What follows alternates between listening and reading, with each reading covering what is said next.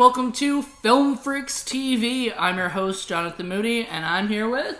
Jackey Hall. The famous Jackey Hall. Been in a lot of movies.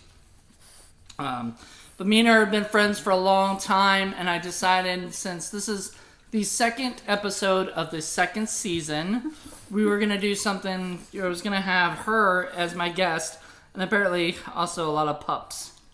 So...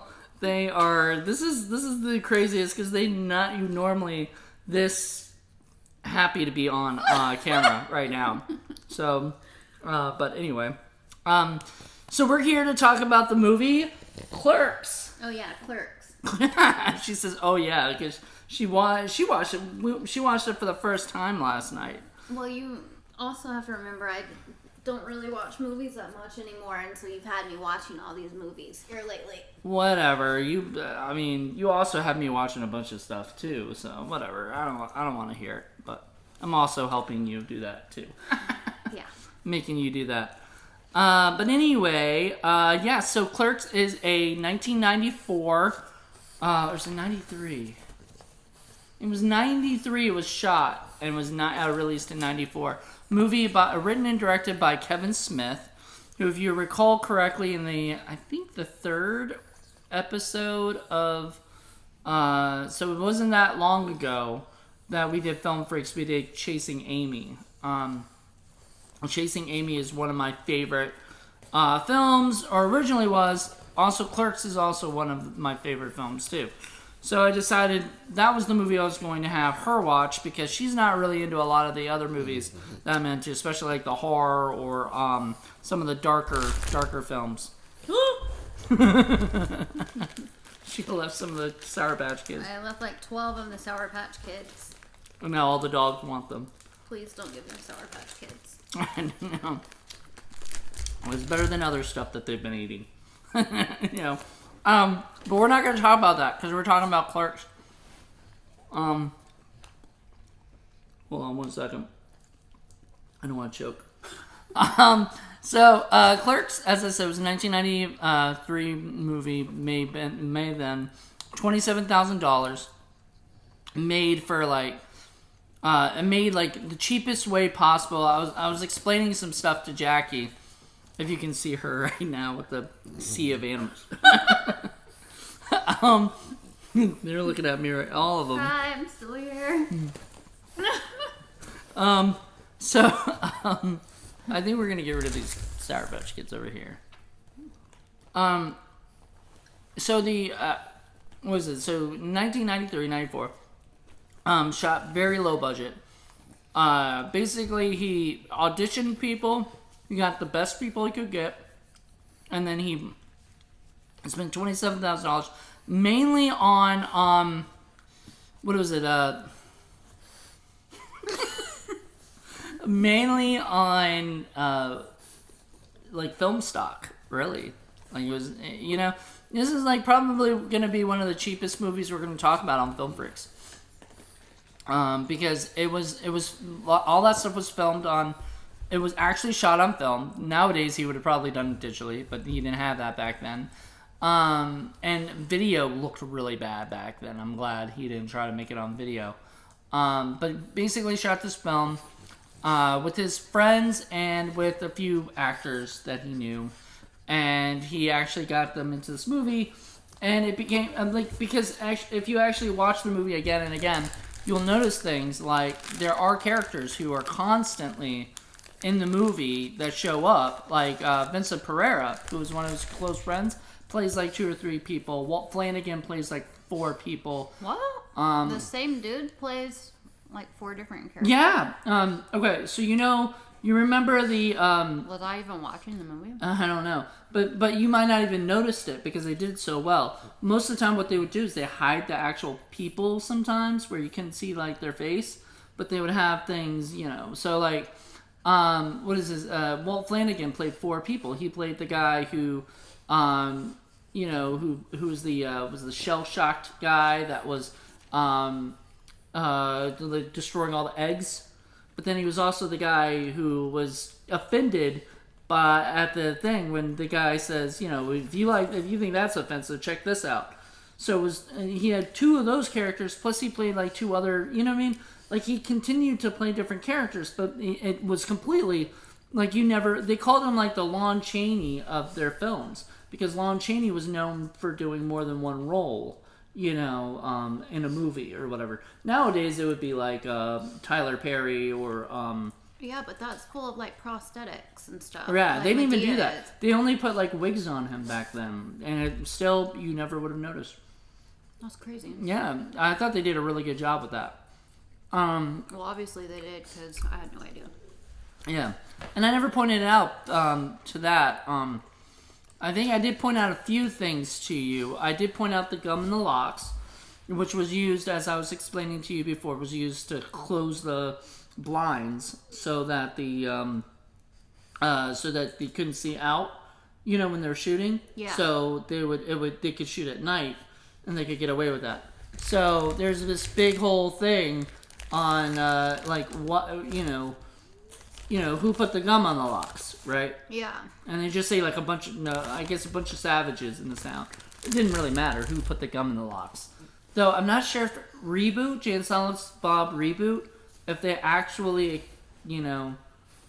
explain that or not. Because I think they did do something with the gum in the locks.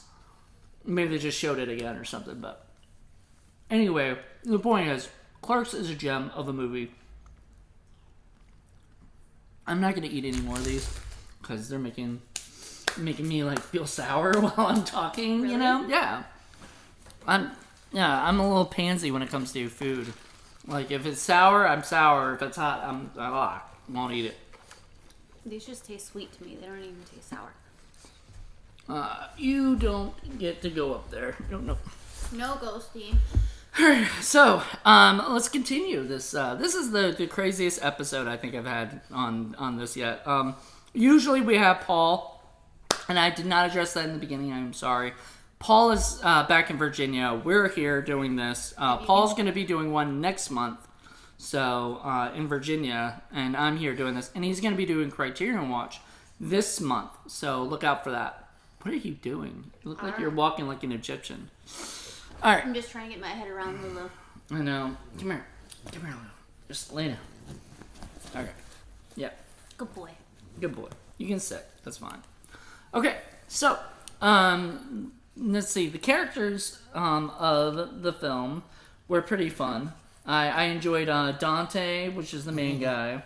Brian O'Halloran. I think he did a wonderful job playing just this guy who just did not want to be at work. You can kind of feel like, I think I told you yesterday, it felt like real life, right? A lot of times when you watch the movie, you feel most people like, hate their jobs. Yeah, or don't want to come in on their day off. Yeah. He had a game to play. He had a hockey game he wanted to play it too, so he invited everybody to go play on the roof of the. Usually you don't see that. I've never actually seen since then. I've never seen anybody actually play hockey on a roof. So, street hockey on the roof. Have you ever done that? No. Would be fun, though. I don't think I've ever played street hockey. Well, you're missing out. But, so, anyway, in the Clerks world, what is it? The Dante and Randall are the 2 main guys. So, Randall, played by Jeff Anderson, was not actually Jeff who did that. Wasn't actually planning to be Randall. There's a documentary that's on the Blu-ray about basically, the making of the movie, and they had auditioned people, and they had somebody else in mind. Ernie O'Donnell was originally going to play Dante, but they wanted to try out people just to see, and Brian O'Halloran did such a good job. They liked him, and so they're like, maybe we'll just see what else we can give you. Jeff was just there just to be a friend and cheer everybody on and maybe meet some hot actress chicks, He wasn't planning to actually, do anything. He ends up getting the role because Kevin was like, you're perfect for Randall. And originally Kevin Smith was going to play Randall because he had all the best lines. But he decided he did not want to do that because there's just a lot of dialogue. And he needed to concentrate on directing, so he gave himself the Silent Bob role, And the guy that was going to play Silent Bob, Wait, Yeah. Did Silent Bob ever say anything? Yeah. You don't remember at the end? At the end of the movie, he says, "There's a lot of million." Falling asleep at the end. Wow. Hey, I don't know. I'm a grandma. I am like normally toast by 9:30. Okay, so this It's was like okay. an hour No. past my bedtime. He says at the end, he only has one line in the end, and he says, "There's a million fine women in the world, but most of them don't bring you lasagna at work. Most of them just cheat on you." You do remember that, That's because right. I do remember you actually being awake at that time and actually hearing that. Yeah. But yeah, that's his only line in the movie, and other than yeah when he's like leaving, because Jay calls him, or whatever. Yeah. So yeah, so Silent Bob only had one line, which that's the whole point, is Silent Bob's not supposed to talk silent. much. Yeah, he's supposed to be silent pretty much the whole time. I don't know except why I at the just end. now got that. What? That Silent Bob's supposed to be silent? Yep. Okay. You don't really watch these. These aren't your thing. This isn't your I don't know why I never put it together though. I mean, it's not the first time I've heard of Jay and Silent Bob. I just never thought that Silent Bob was actually silent. And that was the thing, though. Jay and Silent Bob, and I'll get to Jay and Silent Bob now, since they're right after, basically Dante and Randall. Jay and Silent Bob were never meant to be like anything big. They were basically meant to be kind of filler characters that like took around throughout the whole movie. You saw Jay talking to Silent Bob's cousin, doing the berserker thing. Like, all of that was just filler, for whatever, to kind of, and people just fell in love with Jay and Silent Bob, that when they did Mallrats, they wanted to audition a new Jay, right? And so guess who was up for auditioning Jay? Who? Do you remember Seth Green? The guy from Austin Powers and stuff? Yeah. He was up for Jay. So was Breckenmeyer and a couple other guys. Breckenmeyer later on played a Jay-type character in Clueless. If you remember that movie or not. It's a classic. You can't really forget that movie. And the fact that I worked with Stacey Dash. Oh, that's true. Yeah, she got to work with Stacey Dash. I totally forgot that, because Stacey Dash is never like on the top of my mind, I guess. I don't know.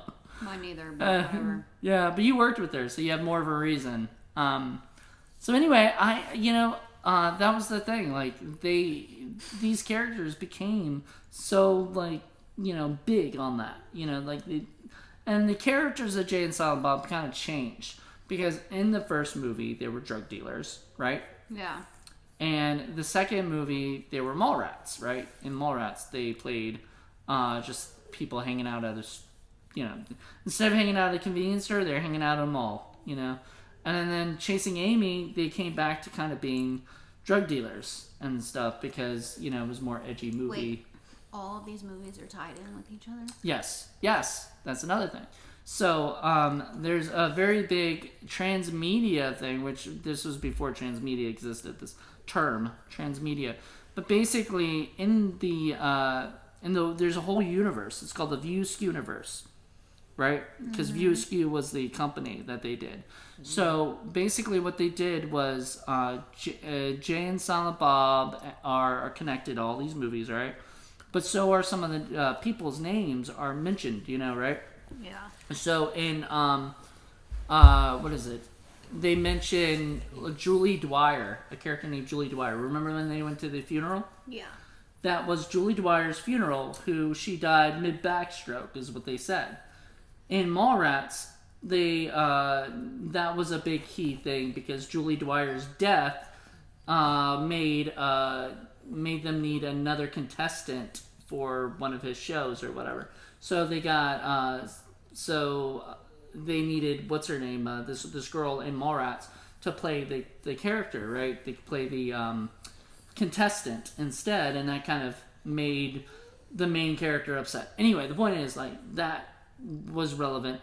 And then they mentioned in Chasing Amy, they were like, Julie Dwyer, and they said, she died in the YMCA pool. Damn. You knew her too? So they're all connected in some way or another.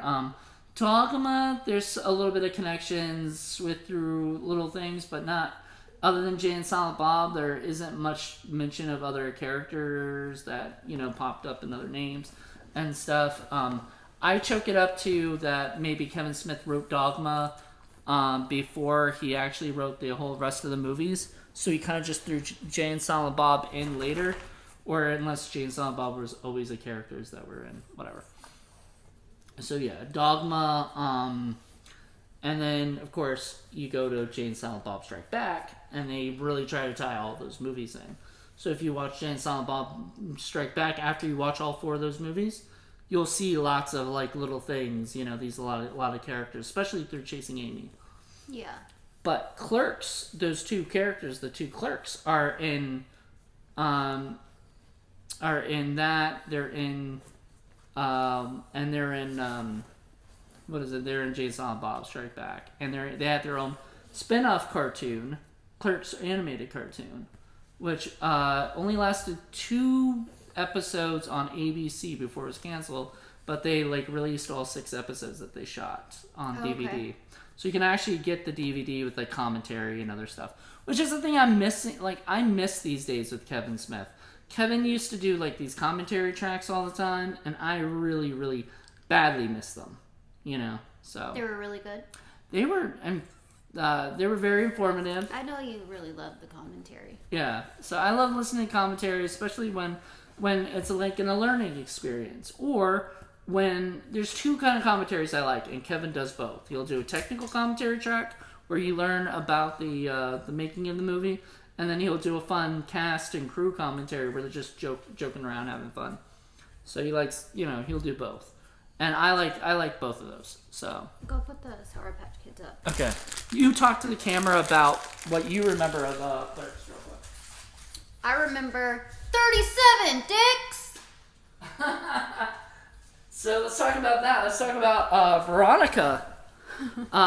So poor Veronica comes to the quick stop, and she finds out that she's talking to her boyfriend, and somehow or another the whole conversation about how many boyfriends, girlfriends you have and all that stuff, and then she comes to find out he's had sex with 12 different girls, which I guess would make him a little bit of a slut, but I mean, I don't know, if you think about it, 12 isn't huge in the realm of high school dating and or college dating, and everything. A lot of people do.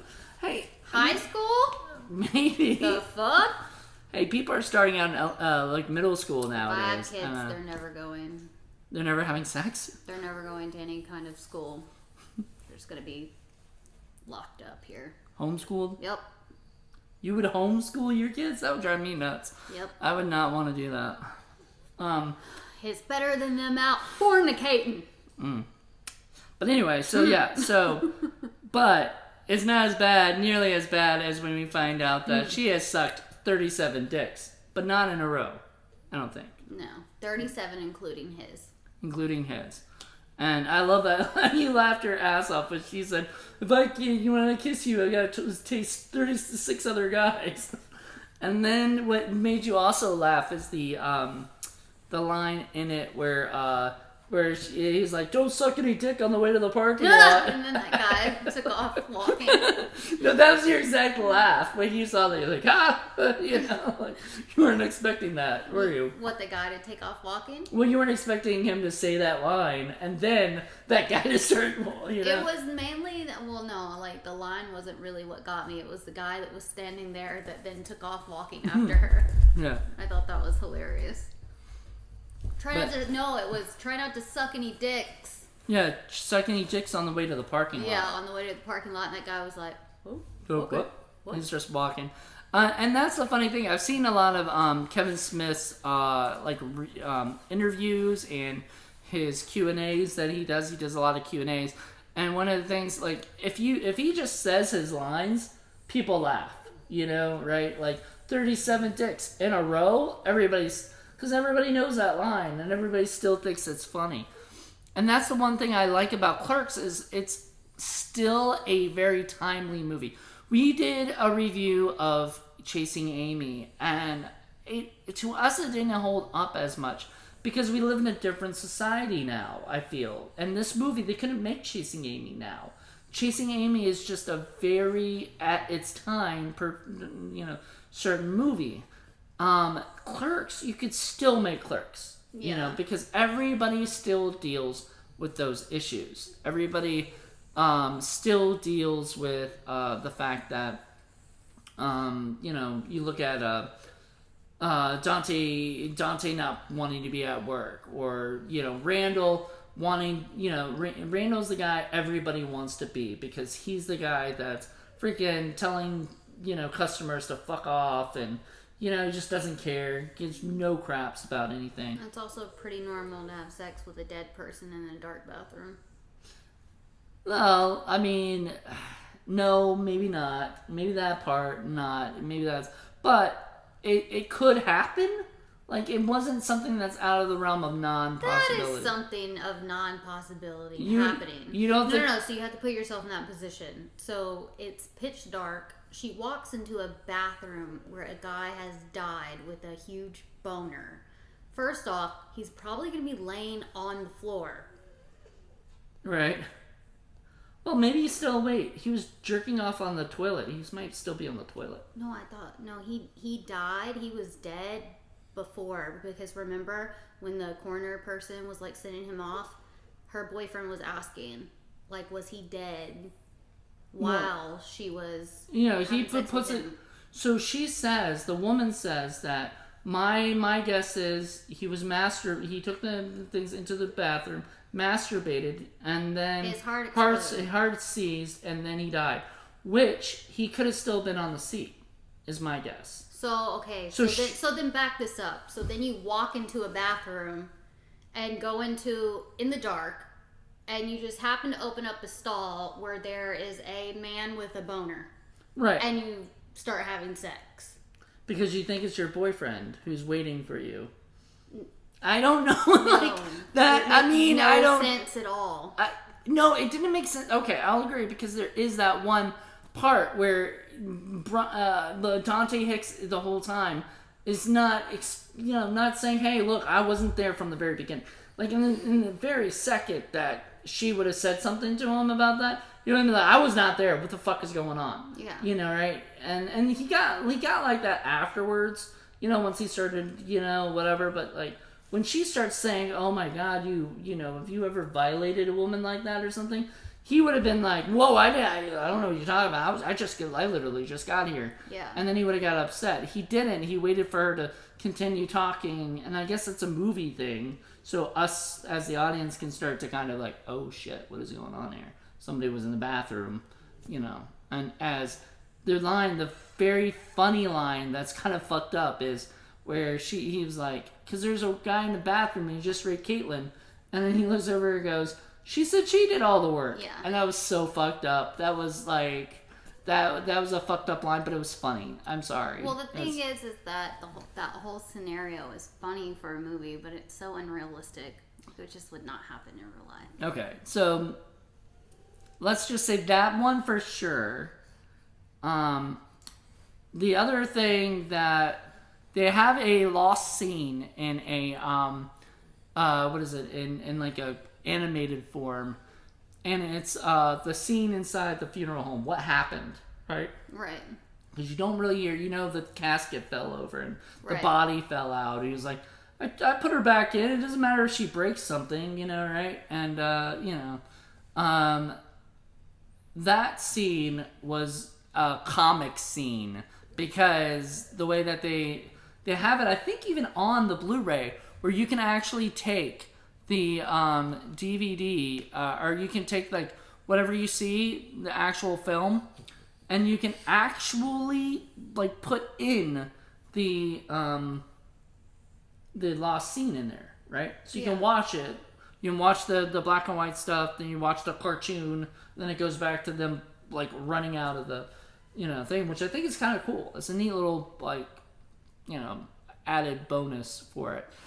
The scene basically is Randall comes in there, he's talking to people, they're doing like this little bit and stuff, and then his keys fall out of his hands, and they go inside the girl's like halter top or whatever, like inside her like pants, and he has to go into the coffin to get them, and then he knocks the casket over, and then the keys fly out, and then they're able to run out the door, which very comic-y, very silly, very fun. I mean, it works for a cartoon. Yeah. Would not be real, and I don't know if Kevin ever planned. That's just something I'd have to ask Kevin one day. Maybe if I ever get a chance to like interview him or something, which I would die to. Get a chance. Hey, Kevin, call me. I want to talk to you about some Clerks stuff. But yeah, so that was the thing. There was this like bit where that happened, and I was just thinking, was that actually ever written? Was that supposedly a deleted scene that he just cut out because he knew he wasn't going to ever get the chance to film in there? Or was it actually never, idea? It was just something they thought of doing afterwards, and which I think is the case. Is they decided to film it afterwards because it does seem a little too cartoony for a movie that was very sort of built into seriousness and real. Like, other than maybe the going into the dark and having sex with a random stranger instead of who you think is your boyfriend, that might not be real. And especially getting catatonic after that, because I've always thought about that. I've always wondered, if you watch her when she's getting mad, but she never gets catatonic, did she get catatonic after? Did she go into shock after she finds out it's the dead dude that she fucked? Yeah, well, the lady said she's gonna need a lifelong full therapy. And that is another thing. They did a comic book series, Clerks the comic book. Yeah. And they actually have a scene where Dante goes to visit Caitlin in the mental hospital. Oh, really? Yeah. Okay. And she's still there. On Christmas, he wants to show like her, on Christmas, so he goes, I think it's supposed to be like right after the original movie, right? So he goes to visit her in the thing, and Randall told her to give her a caning, which is taking a candy cane and sticking in her thing to wake her up. That's not funny. It was fucked up.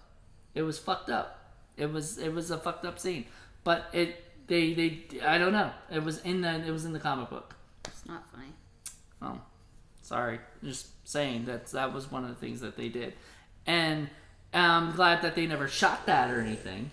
That was never something that was actually in the videos. Watch what you say around my babies. Okay. They don't need to hear about that. All right. So overall, what did you think of the movie? I actually thought it was pretty good. Yeah. I thought I was gonna hate it, honestly, especially since it's in black and white. She's not a fan of black and white, and so she was like, "Is it gonna be black and white the whole time?" I was, yeah, and well, I have a horrible time trying to pay attention to anything. So if it's black and white, it makes it just even worse. Yeah, well, and they did that mainly for the low budgetness of it because it's cheaper to buy black and white film stock, and it looked good, and now that I've watched it, I see like what they were doing with it. But it was one of those things where, had you not made me sit down and watch it, I would have never watched that movie. Yeah, not ever. Made you sit down. It's like sit down, watch this movie, Jackey. We gotta do a podcast on it.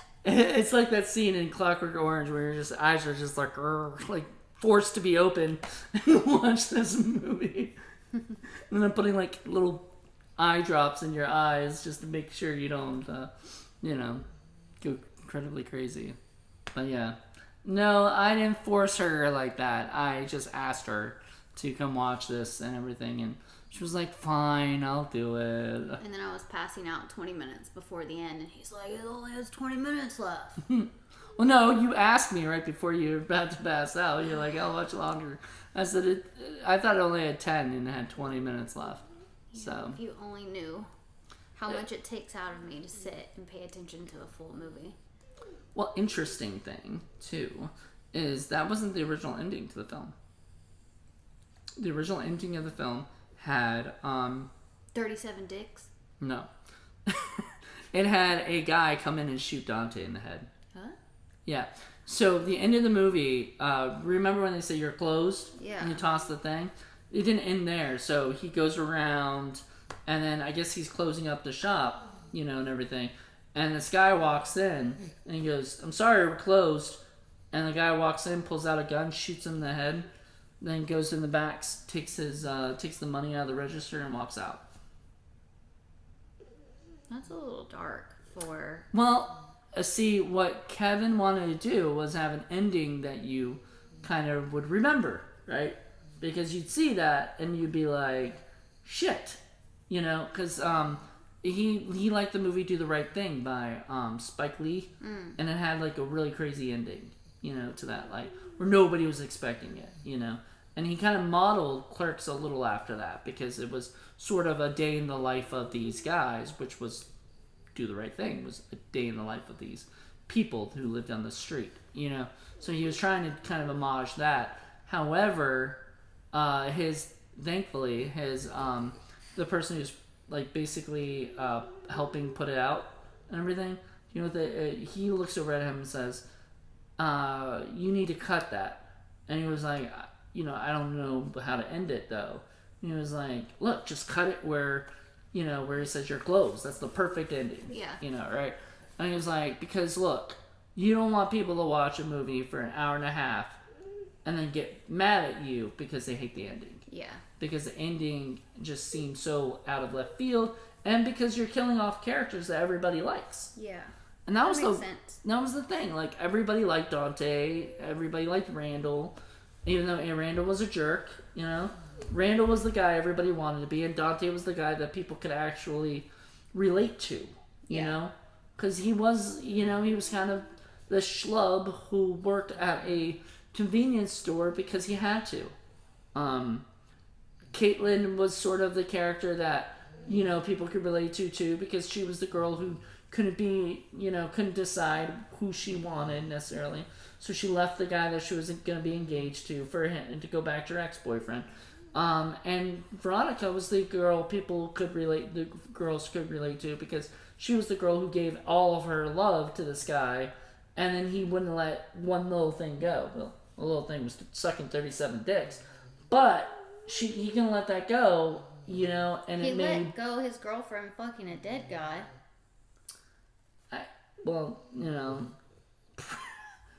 That wasn't. She didn't do that on purpose, I guess, But she also it did. It still happened. I still don't know if I could work something out with someone who accidentally had sex with a dead person. That would be kind of a messed up little thing. Hump to get over there. Right. Well, it is Wednesday, so perfect. It's up day. Can you point the camera down here so they can see ghosts? You can't see ghosts, really? Just tilt it so you can see his stomach. Alright. There, maybe a little bit, but this is going to get loose. Here we go. I can't see. Like, pick it up and show ghost.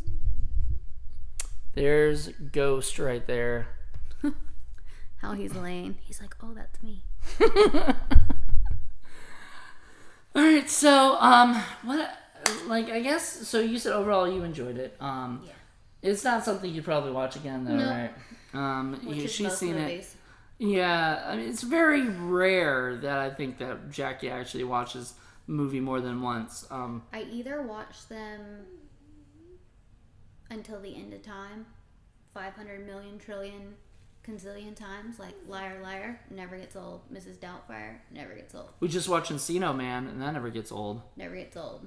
But that's like a 1% out of movies. And a lot of people have to understand, Kevin Smith was a really big inspiration to me as a filmmaker, because when I discovered Mallrats and Clerks, and especially Clerks, where I realized that he actually made a movie with his friends, like on a low budget.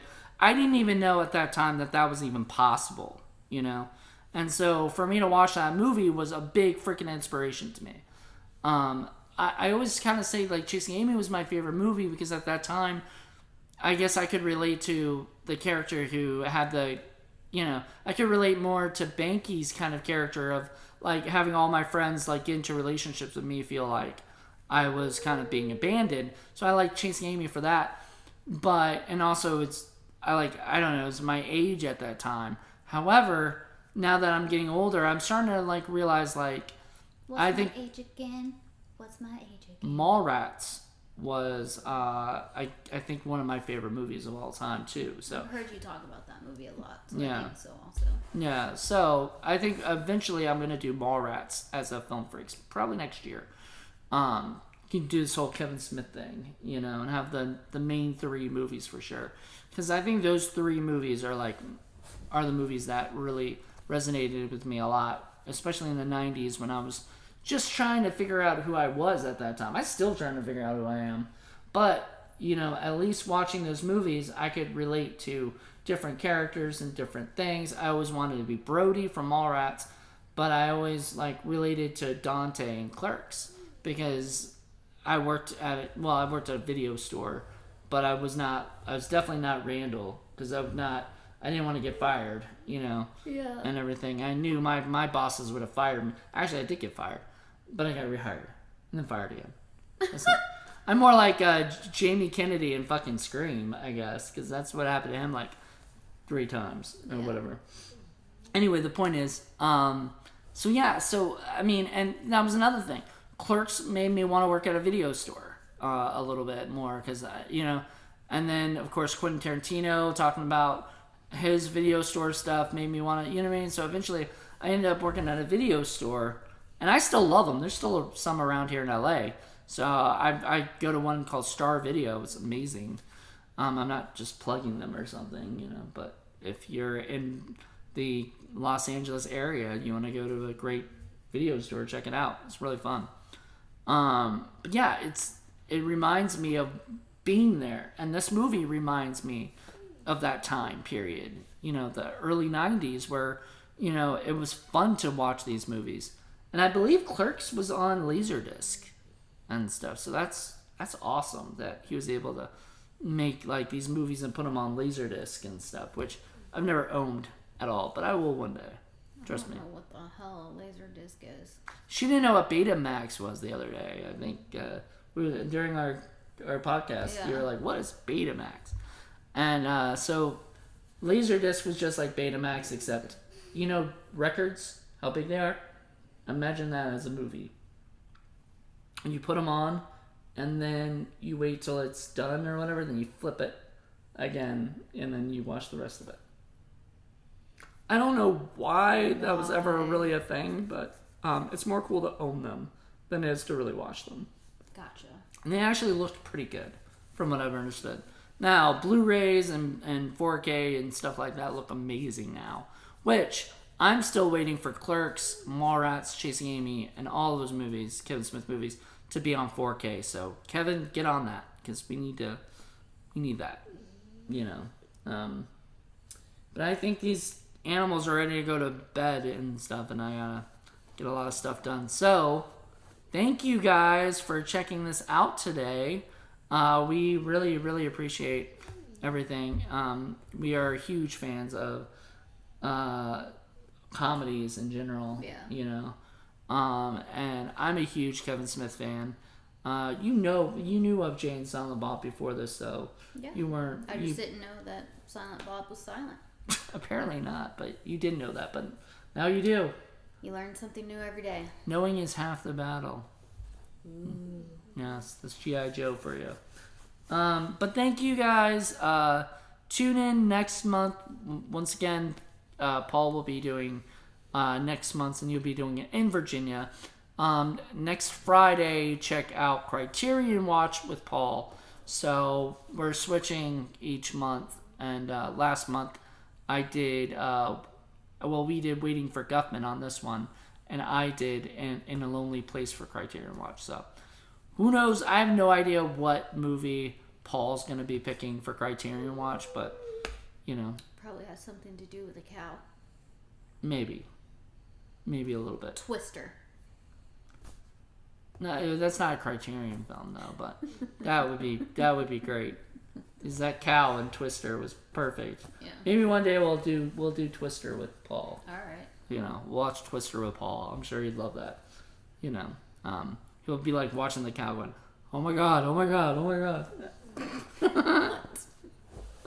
Holy cow. Holy cow, it's a cow. as he always says, any cow. Any cow, we gotta go. Yeah, we gotta go. So thank you so much for checking this out. We love you, and we appreciate everything. Yes, and we love you, Paul. We miss you. We hope that you guys enjoyed this little talk about Clerks. As I said, I'm a huge fan of it. Jackey, first time watch, so that's awesome. Got her. She's fresh. Frickin' fresh. Yeah, exactly. So thank you guys so much. Hope you enjoyed it. Bye. Bye.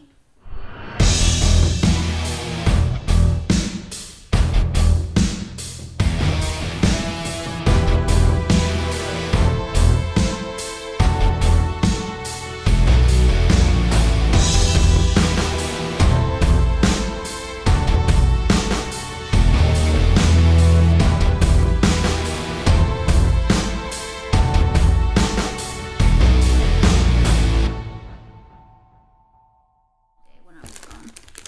Really? You ate all your Sour Patch Kids? Yeah. Fun. He ate like the small bags that are like this big. Yeah. He ate half of one of those. Fun. Alright. If you want some, you're gonna have to bite all of these go. Oh, dogs. Anyway. I'm recording right now anyway. No, Bubby. Why do you guys want Sour Patch Kids? Because I don't know what it is. They don't even try to get our food this much. Yeah.